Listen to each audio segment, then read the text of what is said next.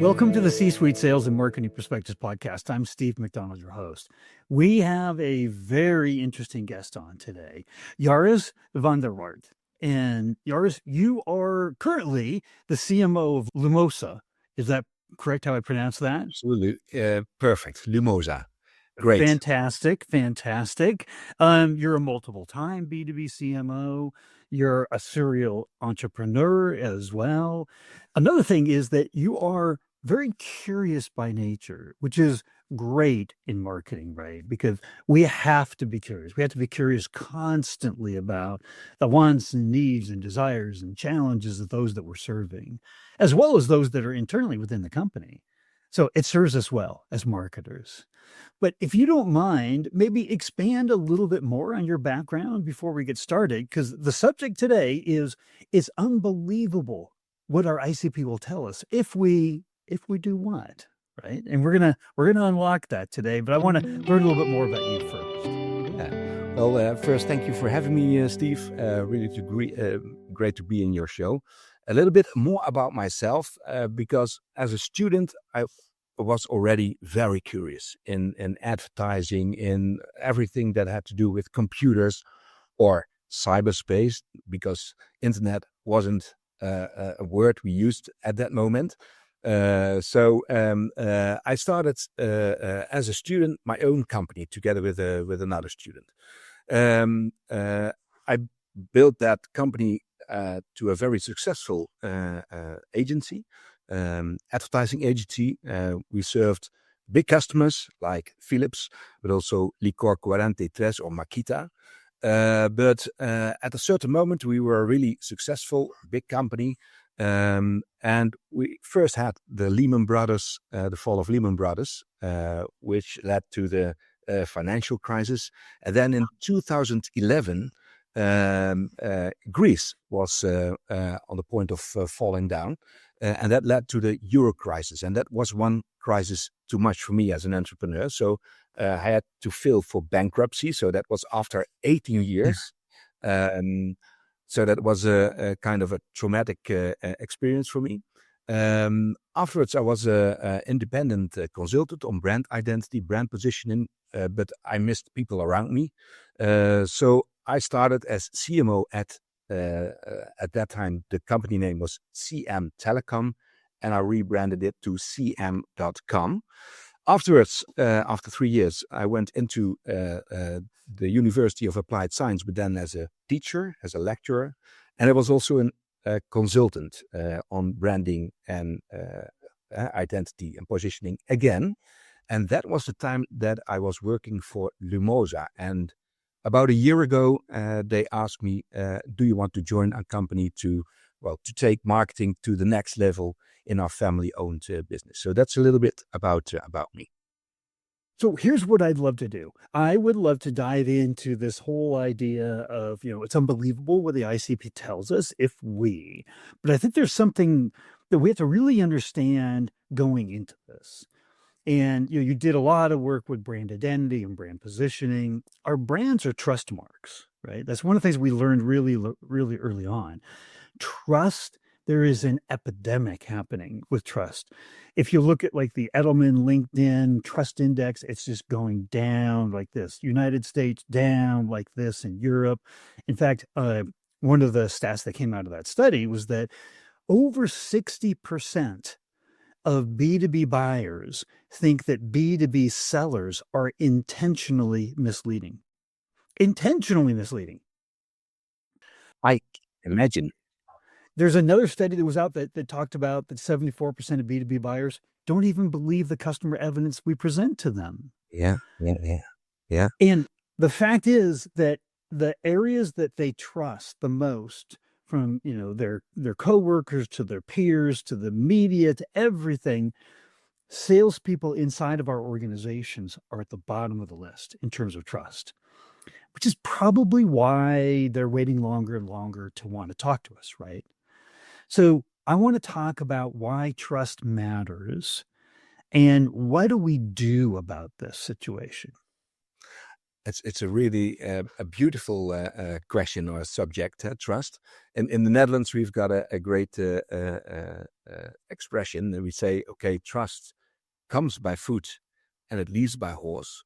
So trust is something you really have to, to work for. And um, I think that as marketers, it's well, we created that feeling of a lack of trust by ourselves because we really want to sell things, or we want to talk about ourselves, or in fact we are aiming at the dollars that are in the wallet of the customer, right? And I think when you're really and truly interested in your customer, and a great thing is that we have got 2 ears and one mouth. And so I think the best is to be really interested in your customer. Ask him questions like, okay, what are you dreaming of? Or what are you wrestling with? What are your challenges?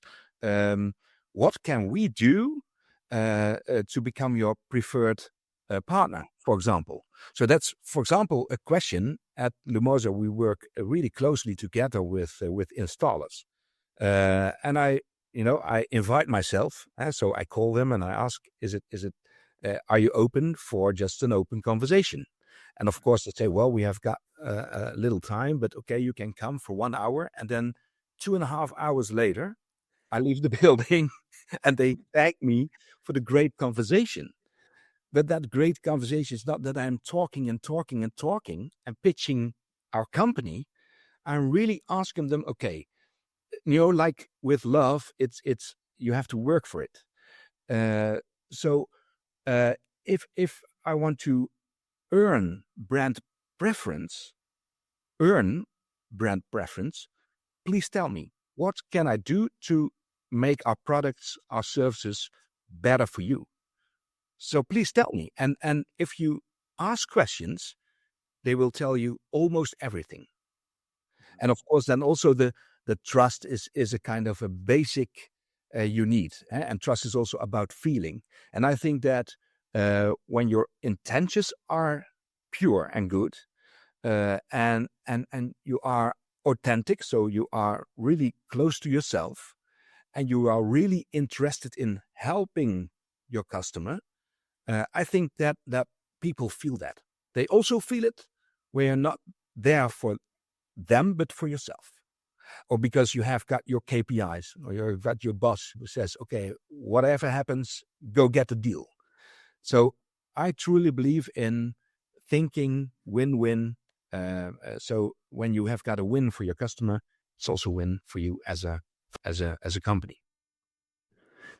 Here's a dynamic inside of that I want to ask you about, because when you ask for a conversation with them and you said you go in there and say, yeah, we've got like an hour, you leave 2.5 hours later. How do they feel? Because the chief marketing officer of Lumosa thought it was worth his time to come to them and listen and spend time. What happens to the relationship? Because we know we're in a relationship-based business, right? All B2B is very relationship-based.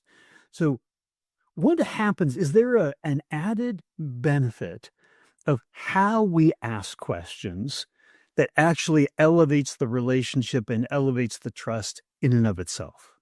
Absolutely. For example, when I go for a meeting or an appointment, I don't want to talk about your curriculum vitae or about to start, about business. I really want to know more about you as a person. Who are you? What's your background? Tell me something more, which I cannot read on your curriculum vitae or on your LinkedIn profile.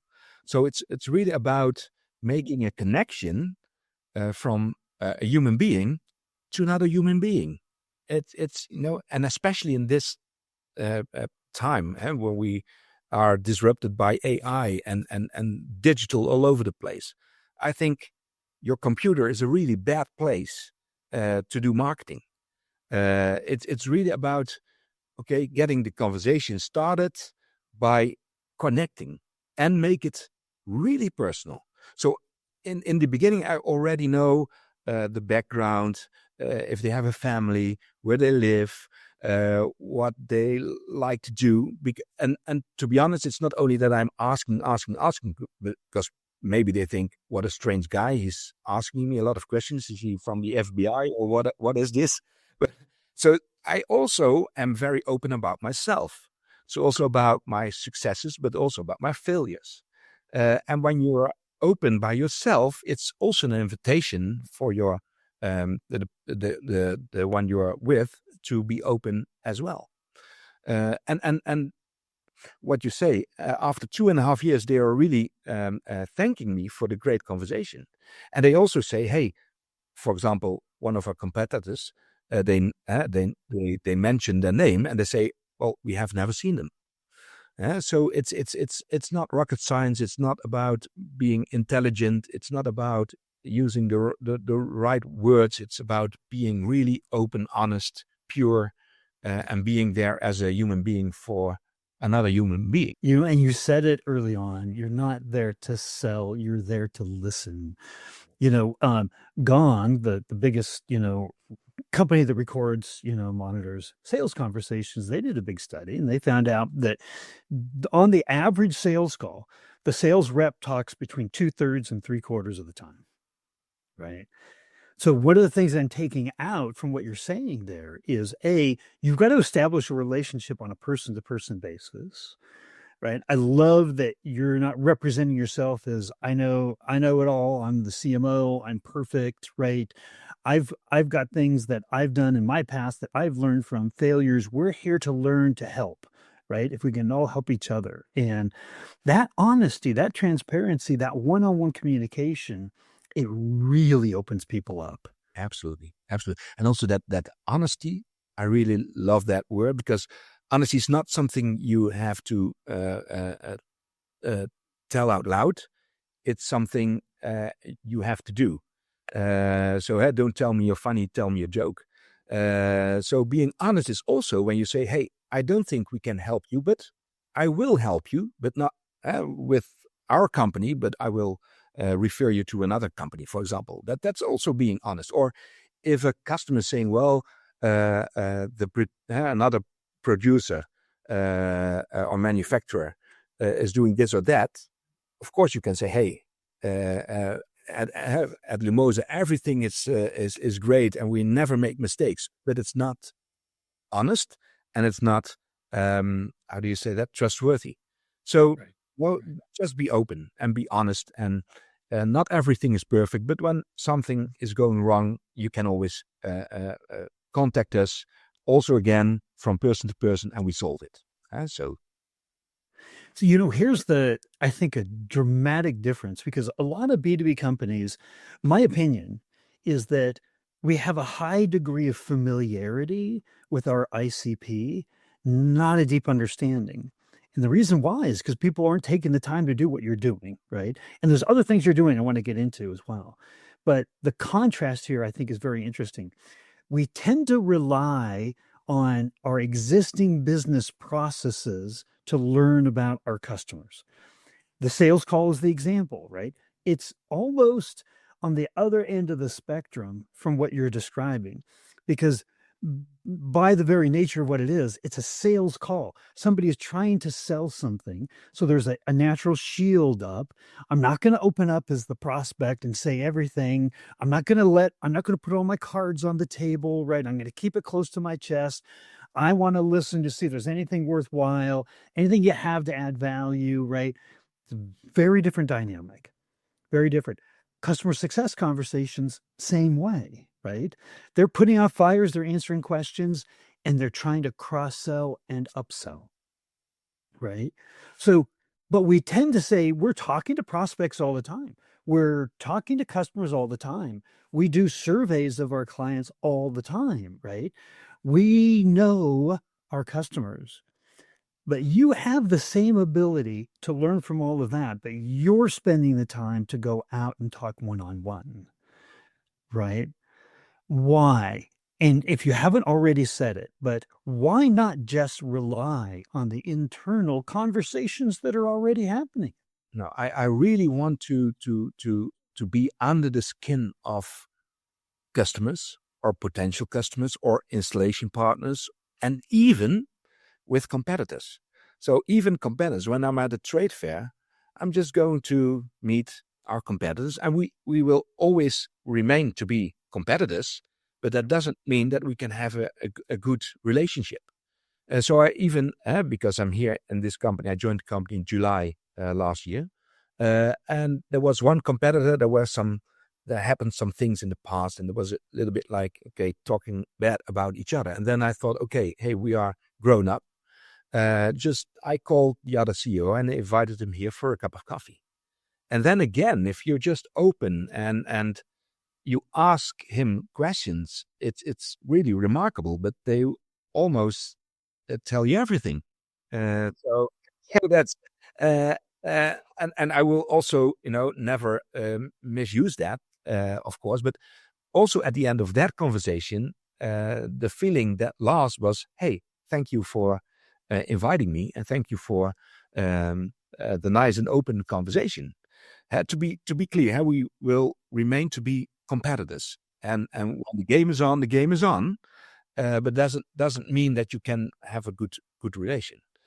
And that principle, even we are really a technical company here at Lumosa with a lot of technicians.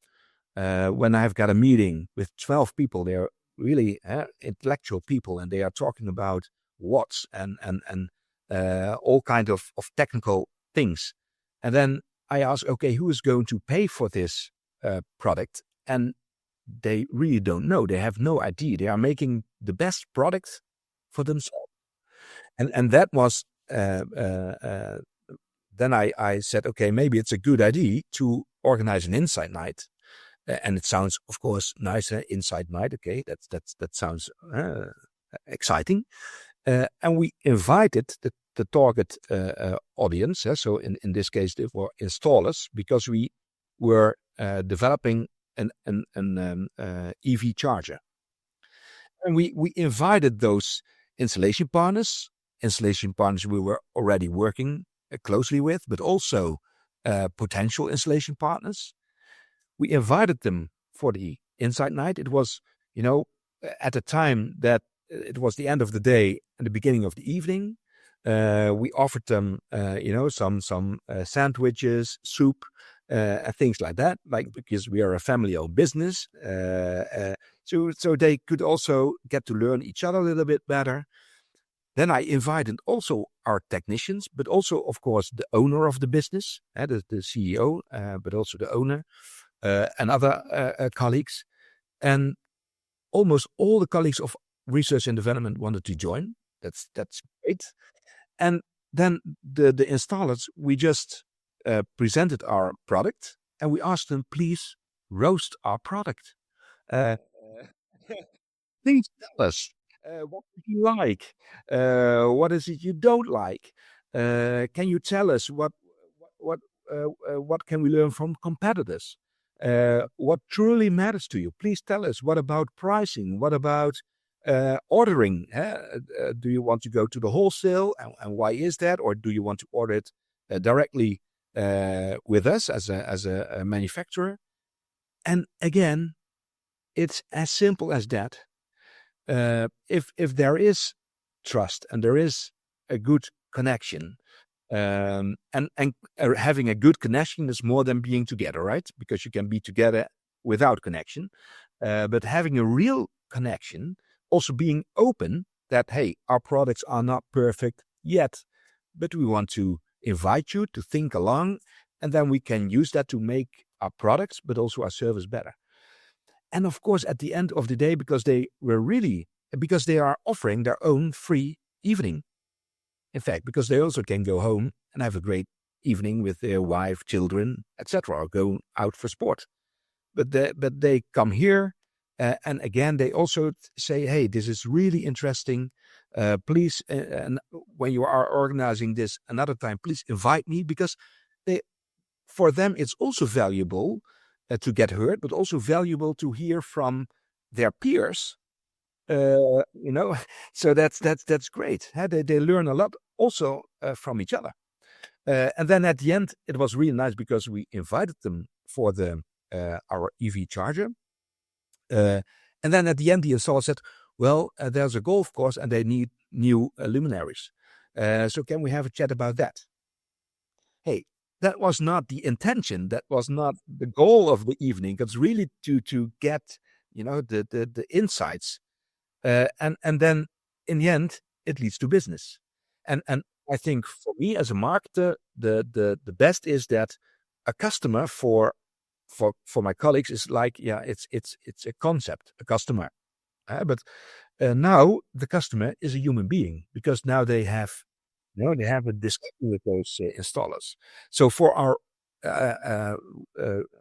R&D people, it's also really valuable. And for me as a marketer, it's not that I'm going to say, hey, like salespeople, the customer is asking for A or B, or that you've got an internal discussion, because, hey, it's not about my opinion. It's not about what is important for me or what I like, because what I like, I can put it in my house, for example, what I really like.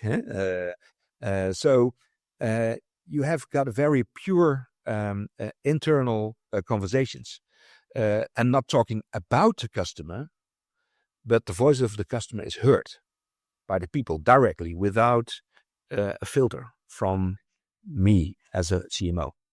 So you said so much there, from like just naming those insights nights. And I love how proactive you are, not sitting back, waiting for all the data to come in, because we have more data than we've ever had before, right? So we can just sit back and we can look at our monitors and we can look at our data and we can pull insights out of a call transcript and customer success. And, but you're not doing that. You're saying, I have to be proactive. I have to get out in front. And one of the things that you said there, I have never heard it put this way before, but I absolutely loved it. To most departments internally, the customer is a concept, not a real person, right? And I've never met anybody in a product development or sales or customer success or the executive team that didn't have their own opinions on what to produce, what we need to do, where we need to go, right? We're all smart. We're not here because we're not. So we have the ability to make our own decisions, right? But what we forget about is that the voice of the customer is the highest authority and voice in our business. It trumps everything else. And if we're not listening and we're not setting ourselves up to listen, really listen, but the way you're doing it, you're introducing the customer to the company as well. I love that. I absolutely love that.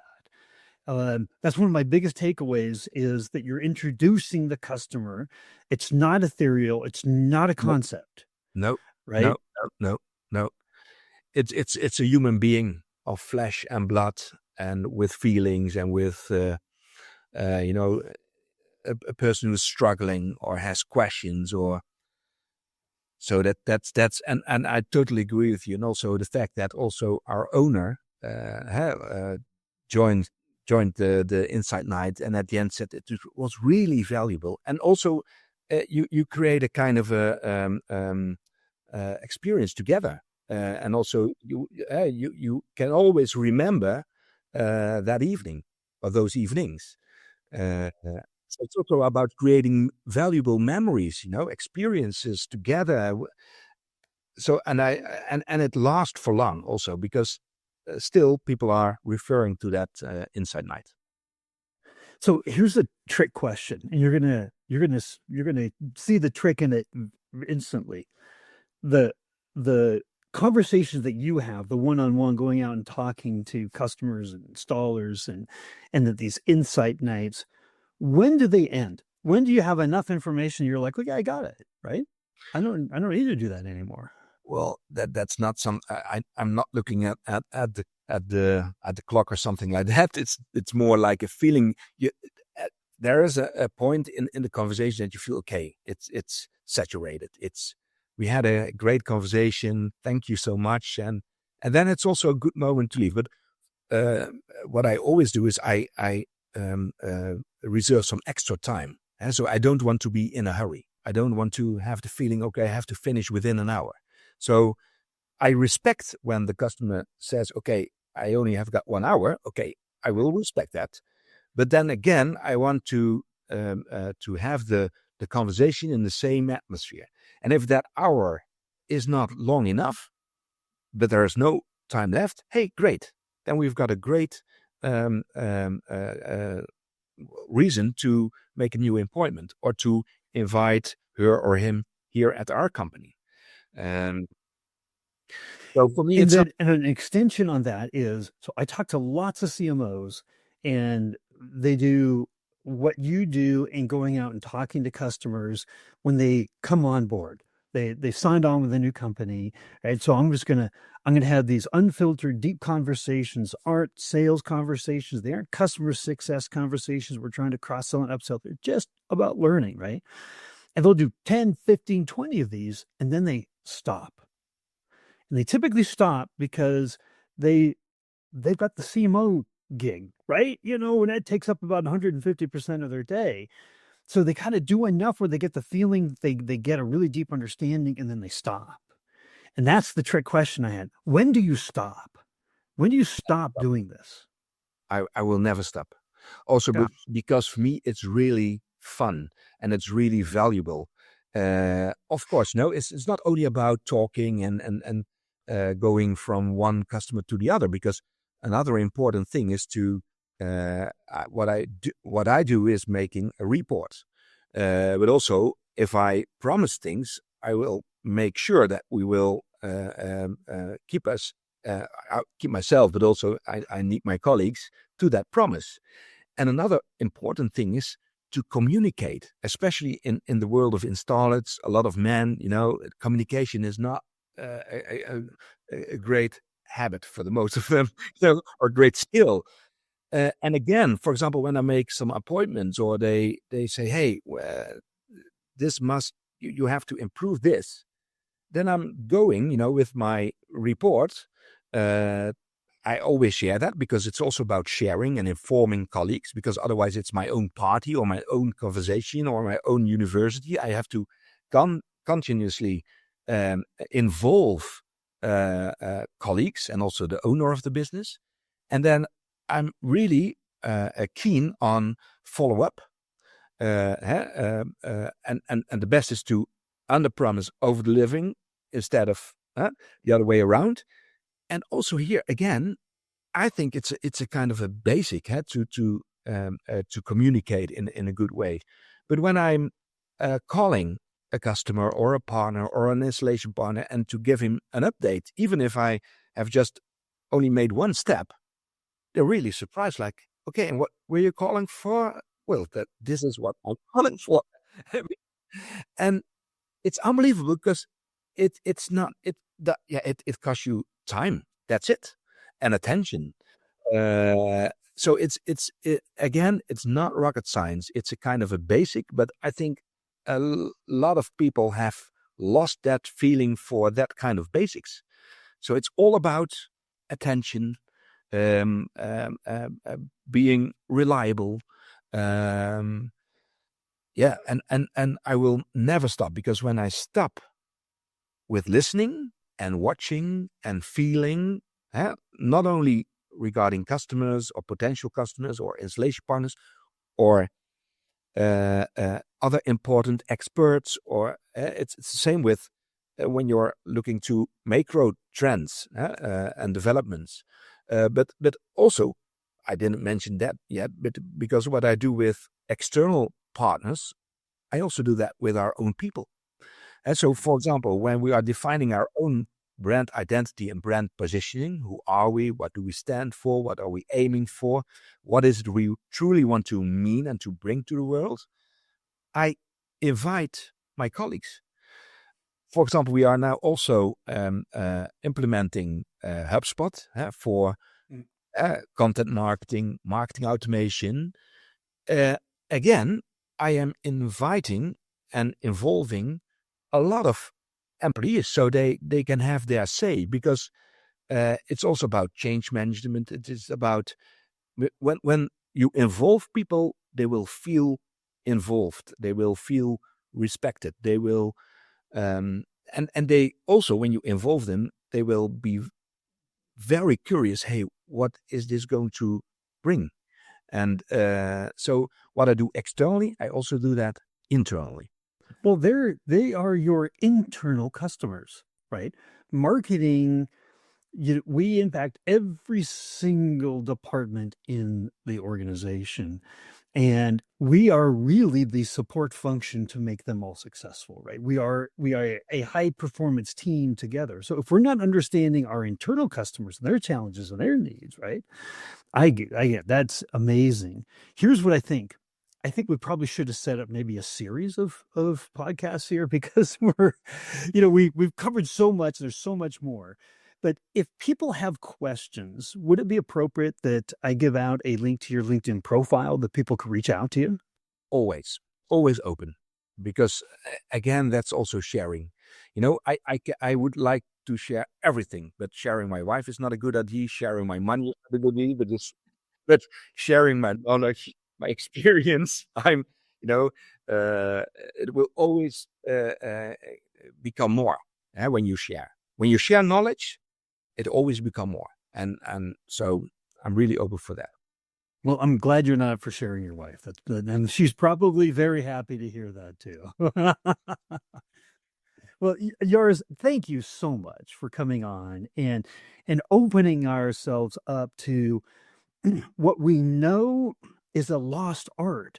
Like we work so hard at refining processes and gaining efficiencies and using AI and technology to do more in less time. But there's something called the art of conversation, right? That we shouldn't forget about. And you reminded us about that today. And this whole podcast is all about getting different perspectives from B2B C-suite executives so that we can all learn and all be more successful. And I call that the rising tide that lifts all boats. And I Great. think you were a big part of that tide today. Thank you very much. And thank you very much for having me. It was really a great pleasure. So thank you very much.